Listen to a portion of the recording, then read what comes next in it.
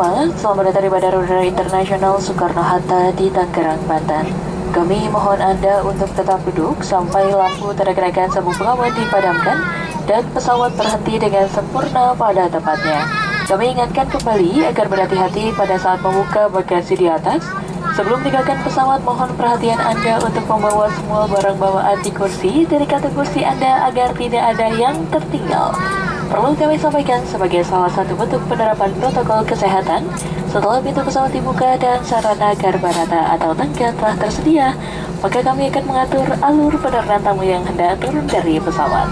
Kami akan mempersilahkan tamu kelas bisnis untuk turun terlebih dahulu, kemudian dilanjutkan dengan tamu kelas ekonomi pada 5 baris kursi pertama dan seterusnya.